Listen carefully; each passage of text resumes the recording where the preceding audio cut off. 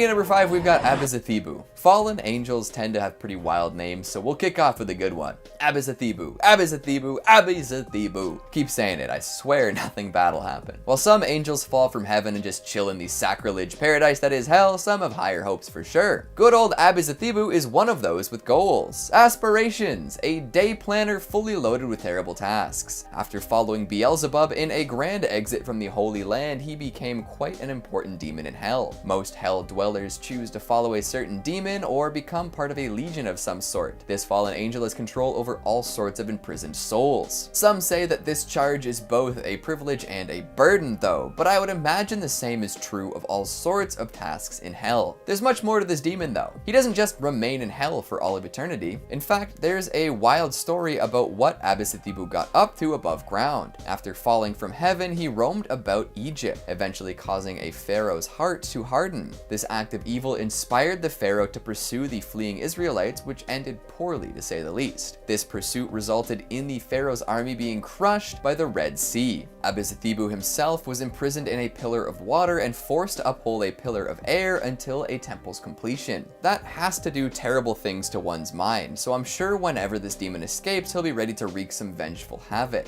You'll be able to recognize this angel turned demon rather quickly too. He has 2 differently colored wings. One is bright red. So if you ever come across an entity with 2 different colored wings, one being red, you can probably be pretty sure, reasonably so, that it is Abizathebu. Be careful and watch yourself, as he is the demon of pride, known to lead people astray. Coming in number 4, we've got Furfur. Don't be fooled by the somewhat silly name on this one. Furfur is to be feared. A great Earl of Hell, he commands 29 legions of demons that can compel all sorts of atrocities to happen. Take in that his name could be a corruption of the Latin word Furcifer, which means scoundrel. We love a good scoundrel around here, but be aware that when dealing with one face to face, he will almost always come away as the loser. He's been depicted as all sorts of different things, from an angel to a fox to a winged hart, which is essentially an older species of deer, plus wings of course. In those forms, Furfur has been known to trick and mislead people, as he is a pathological liar. The imagery of a tricky fox or deer has been used in myths and stories all across the world. Apparently, if you compel Furfur into a magical triangle though, he will revert to his true form and speak only the truth. Whether or not you want his scratchy demonic voice telling you truths is a matter of contention though. Trickery and shapeshifting are only the beginning of this entity's power. Furfur can force love between a man and woman, which often does not result in desirable outcomes. The actual method Furfur employs to make this false love happen is up in the air, but maybe double check your intentions if you find yourself falling in love in the woods. Furfur can also whip up destructive inclement weather. Enormous cracks of lightning, tremendously loud thunder, and storms with rain and wind that put monsoons to shame are all under his control. So don't make him mad, lest you end up struck by lightning or drowned in torrential rainfall. If you summon this fallen angel, he may impart some knowledge upon you. Often this knowledge is of divine things and meant to instill happiness. So even though he is known as a demon, he's not all that bad. There are benefits to having him around if you can manage to avoid these storms and potential forced love.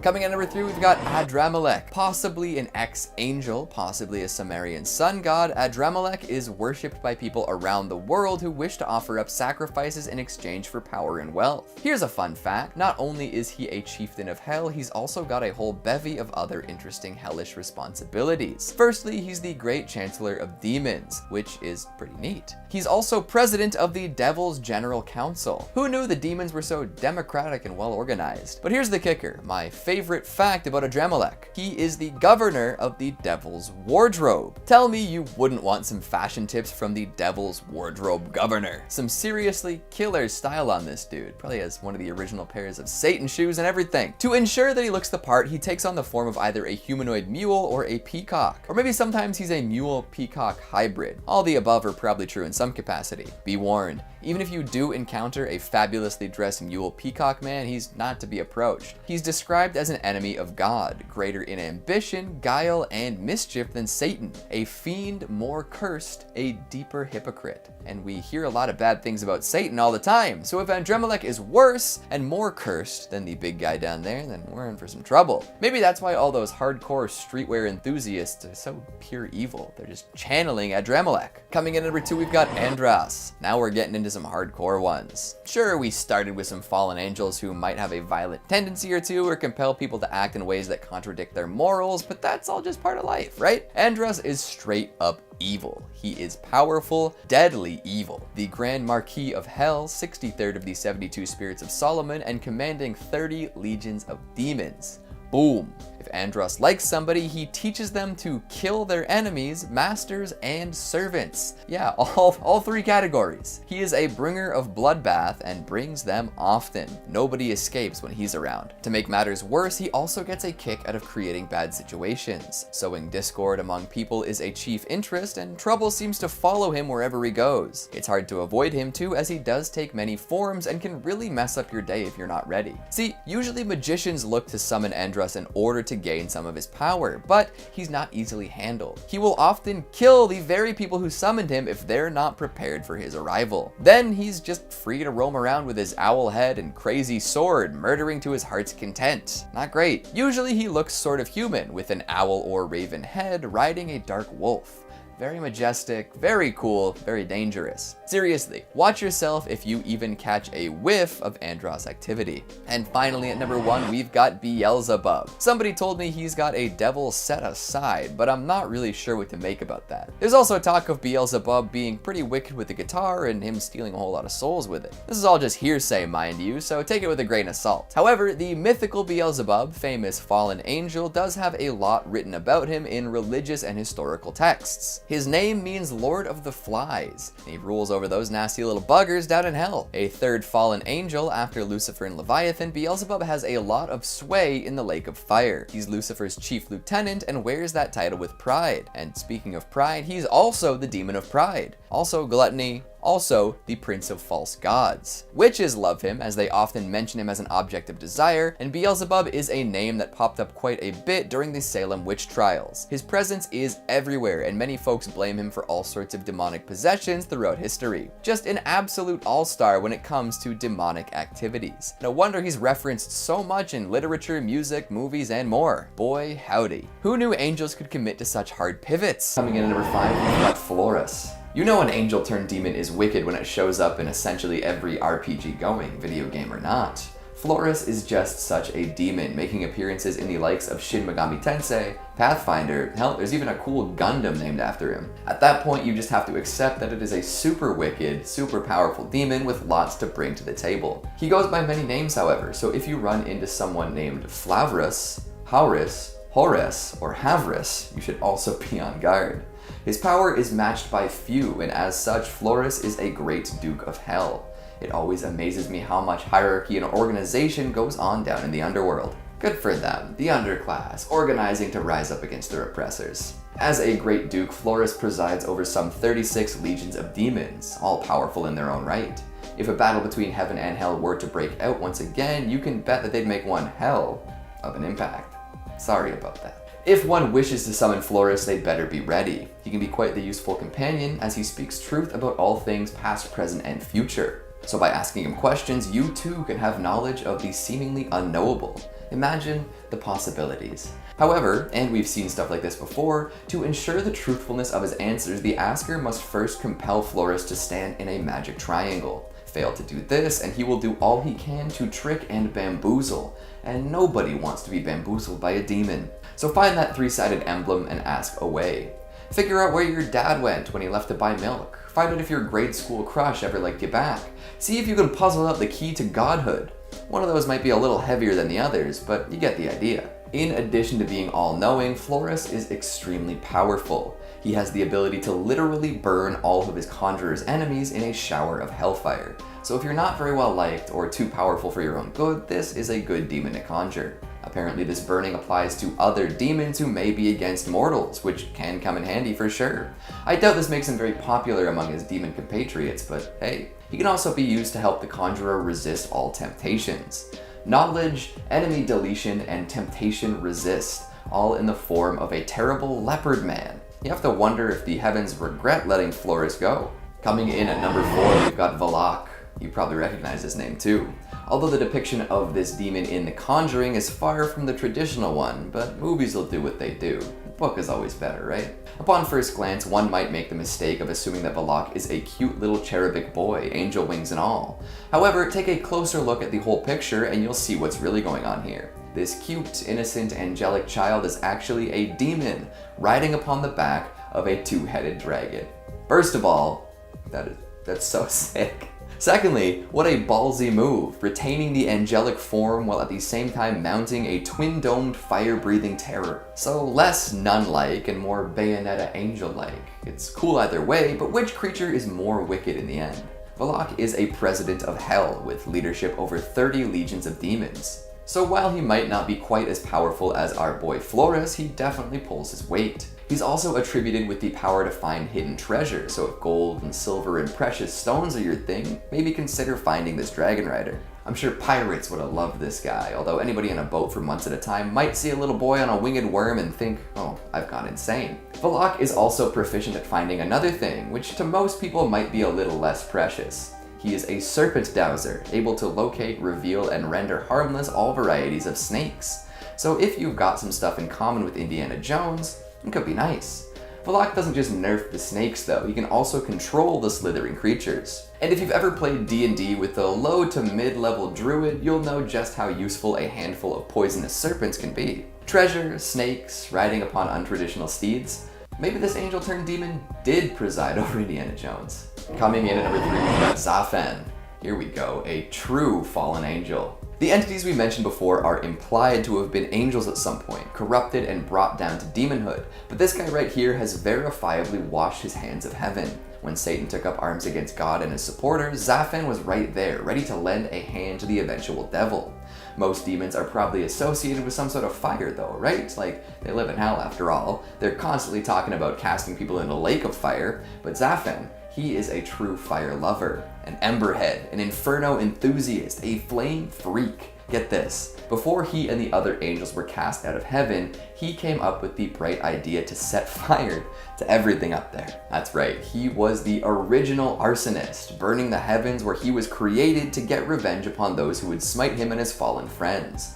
So it only makes sense that he would now be a very fiery fiend. In the abyss, he's in charge of constantly stoking the flames, whether by blowing on them with his mouth, fanning them with his hands, or using the emblem most associated with him, his bellows. The furnace would not produce flames as hot without the help of this burning brute.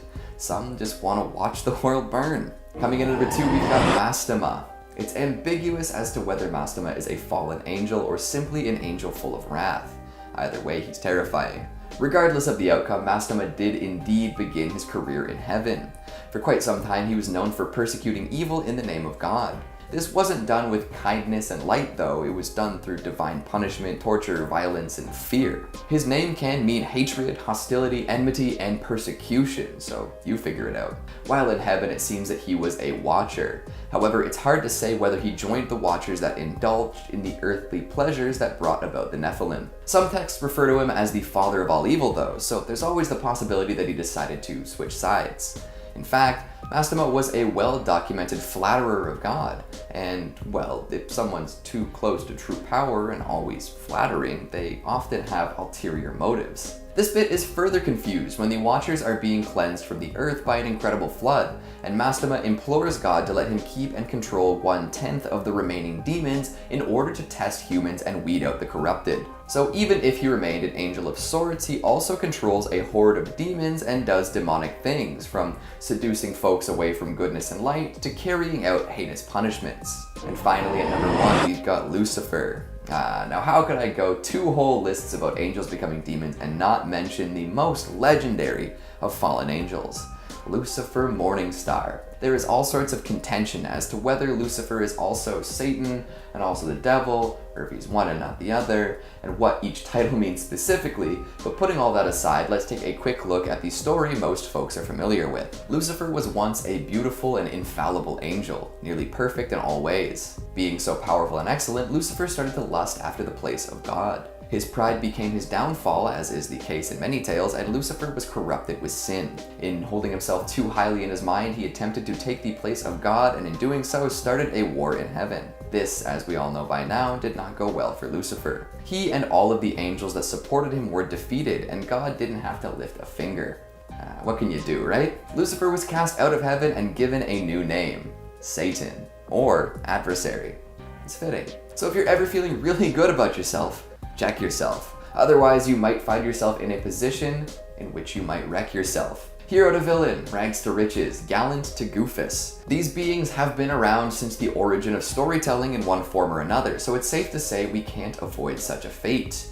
But you can be careful. At number 5, we've got Armaros. Have you ever watched someone fall in love with the idea of something? Like a high schooler going head over heels for their crush without actually knowing all that much about them, let alone actually talking to them? Or maybe someone falling victim to the never meet your heroes cliche, where they develop some sort of parasocial relationship with someone and then find out what they're really like. I suppose this kind of thing happens even more than ever with the way people present themselves in online spaces, but it's been happening for ages. There's no avoiding the tragicomic classics when it comes to people and the stories they get caught up in. Although one would think that angels might know better.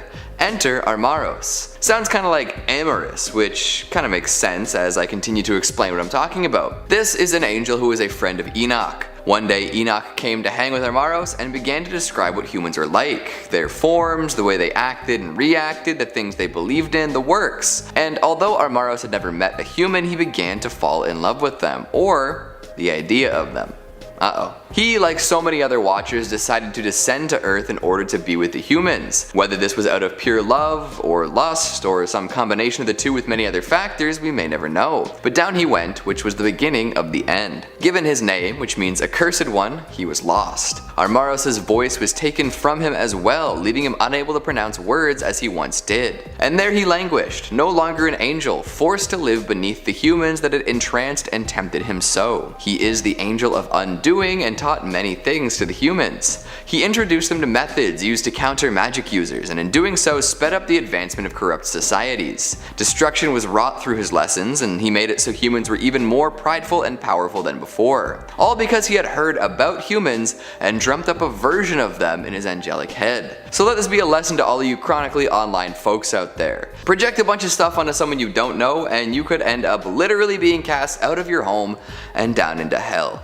Keep that in mind. Coming in number 4, we've got Tamiel. When a name shows up in multiple popular creepy TV shows, you can probably assume there's some spookiness to its owner. In the case of Tamiel, we can see why almost immediately. Featured in both The Walking Dead and Supernatural, this angel has some star power, and it doesn't stop at star power, he's got some crazy other powers too. He was once an angel up in heaven, of course, with all of the divine providence that comes along with that. However, that wasn't quite enough, and Tamiel made his way down to Earth and eventually to the underworld itself. There he became known as the Angel of the Unseen. Tamiel will take a human and put them into a dreamlike state where they remain for extended periods of time. In this dream, humans will experience their personal idea of heaven. Over thousands of years, this angel would do this to many different humans, often under the guise of another. He took on many different names during this process, slyly hiding his identity from those who may recognize him. The reason for these covert operations is largely unknown, but I'm sure you can fire some guesses down in the comments. It wasn't only dreamy heavens that Tamiel gave to humans though. He also taught them many things considered taboo at the time. Famed for his teachings of astrology, he gave humans the means with which to decode the stars above them and apply their movements to their lives. A little less popular, teaching the wicked strikes of spirits and demons to children. So if your kids are talking about how angels and demons are terrifying and maybe how they'd like to be just like them, you can blame this angel. He's also a teacher of the strikes of the embryo in the womb, and you can figure that one out on your own. So among Christians, he's got a lot of reasons to be unpopular. Overall, this is a very zealous teacher who is handing out knowledge that folks might not be super happy about in the long run. Plus, getting put into a dream coma might be nice for you, but it's probably not ideal for your immortal soul. Coming in number 3, we've got Penemu. Knowledge is power, that's for sure, but it can also cause plenty of problems, as we can see while looking at literally any point in history. And who can we blame for all of this? Why, Penemu, of course, the fallen scribe, angel of the written word, curer of stupidity in man and revealer of secret wisdom, a Prometheus in a different body. What an angel. It's too bad all these things didn't end up producing a net good for the world, or it could have been wicked. Oh well, you win some, you lose some. Penemu is another fallen angel who was once a watcher. Wanting to provide humans with all sorts of forbidden knowledge, they did just that. Descending to Earth with ink and paper in hand, Penemu taught people how to read and write, and while doing so purged a good deal of stupidity from the world. Unfortunately, the proliferation of written communication created an environment where stupidity could thrive if left unchecked. Should've saw that one coming. If all sorts of skilled and careful writers get together and discuss, new and useful ideas may be born. If essentially everyone on Earth has access to all of these writings and the ability to give their 10 cents, oh boy. So while the intentions were good, the execution wasn't so great. And the fallen angel Penemu doomed us to scrolling endlessly on Twitter, getting into arguments with distant family over Facebook, and of course, reading comments on YouTube. Coming in number 2, we've got the 5 Satans. Okay, this one seems weird to put in a top 5 list, but hear me out. There are 5 fallen angels who are said to have tempted their compatriots into feeling lust and desire towards humans. For this grave infraction, they will forever be known as the 5 Satans. Yekon, Asbiel, Gadriel, Kazde, and the previously mentioned Penemu were all responsible for this. In doing so, they doomed humanity to a horrible flood and split the heavens in twain. The angels who remained on the side of God fought against their brethren who went down to earth, and nothing has ever been the same. Each of the 5 Satans played their part in corrupting and swaying others away from their predetermined path, and in doing so, they truly earned their fallen angel titles. Condemned and sent down to hell, these 5 are full of hatred and temptation. And what a name for that group too, eh? 5 Satans. It's a pretty wicked way to be referred to. And finally at number 1 we've got Kokabiel. And one more for good measure, right? This fallen angel is known as the Angel of the Stars, which sounds lovely, right? And mostly it is. The thing about Kokabiel is that there is a divide as to whether he could be an angel or a demon. Could be a little bit of column A, could be a little bit of column B. Or maybe one and not the other. I don't know. That's what makes this potential demon so spooky. At any moment it could be revealed whether you can trust him or not, whether he has the order of the cosmos in mind while acting. Terrifying in its vagueness, that's for sure. If we're going to assume that Kokabiel did indeed fall though, we can see that he does indeed have control over some 365,000 spirits in the underworld. That's enough to drown really any other army, and we can probably assume that number's growing by the day. People die and disappear, but their spirits stay in the underworld forever. It's a little darker of a note than I anticipated, but we'll roll with it. Oh man, oh man. Someday we'll all be demons, I guess. Who's to say that we aren't already? What's that comic strip with the 2 people in the grocery store again? In hell there's relief and utter helplessness. Here our actions have consequences for both ourselves and others.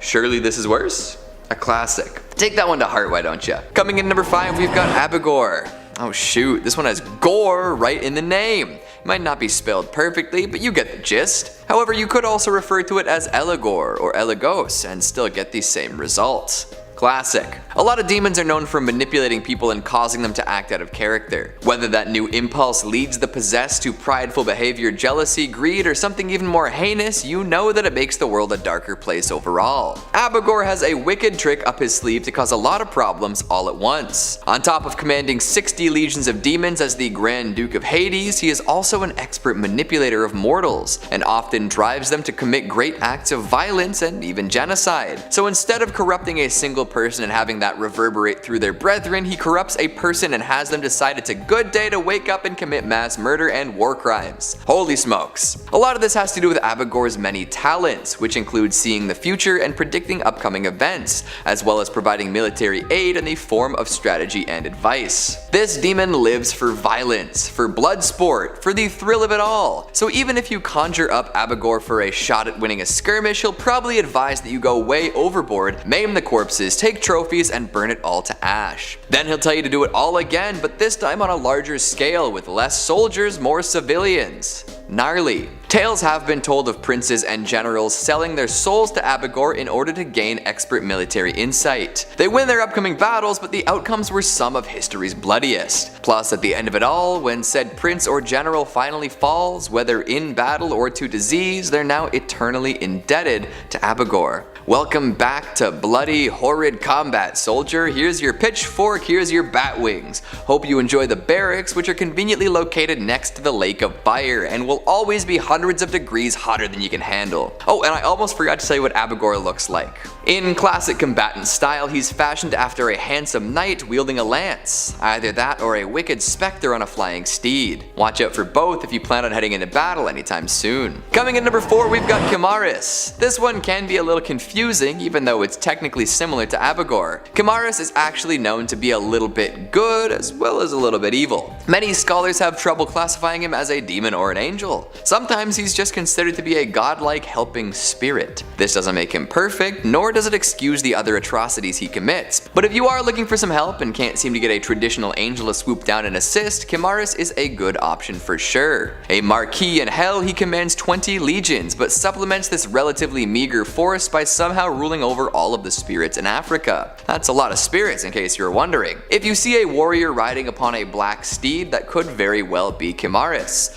Or just any warrior with a black horse, but hey, it's fun to look out for that kind of stuff. Speaking of looking out for stuff, did you know that Chimaris is an expert treasure hunter too? He's known for leading people to hidden and lost treasure, for a price of course. Don't ask about the price. He's also known for teaching people grammar, logic, and rhetoric, which to be fair are all very useful things. I use those every day while making these videos. Wait, does that mean I'm being possessed by Chimaris? Oh boy. Lastly, and this one links back up to that soldier-warrior mentality, Chimaris is able to make people into warriors of his own likeness. So hypothetically, he could cobble together an army of Chimaris adjacents and overrun the world no problem. Yikes.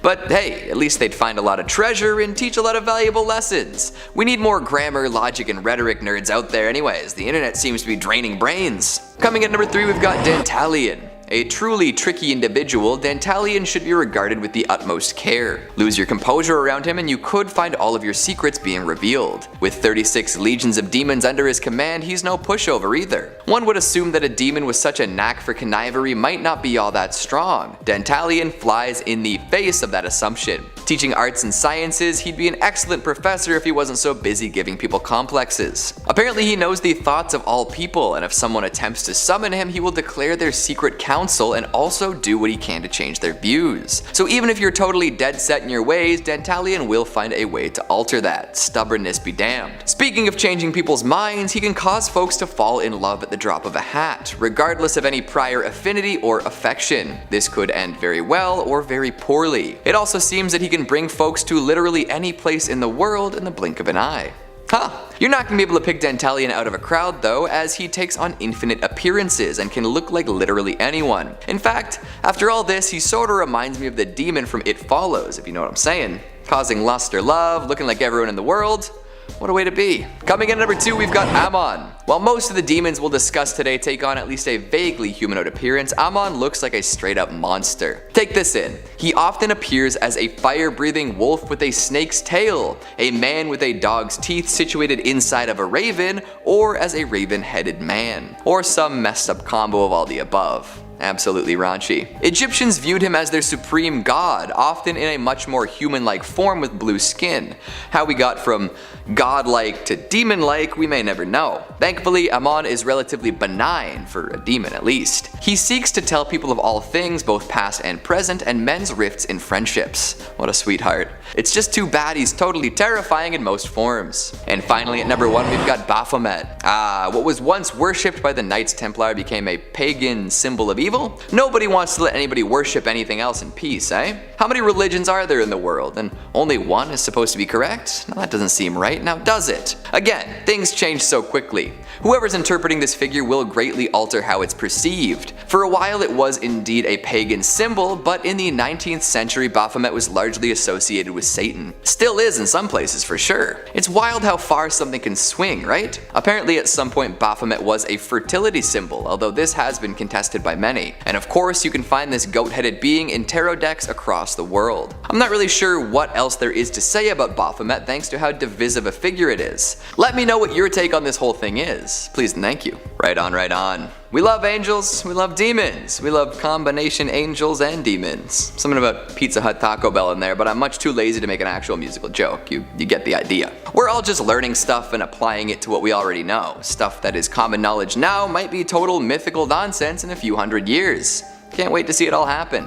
That is, if humanity survives the next century or so. Maybe some angels turned demons will pop up and assist us with all that. So what'd you think of the list? Did you agree with my picks? What angels do you think might end up turning into demons? Make sure you let me know down in the comments.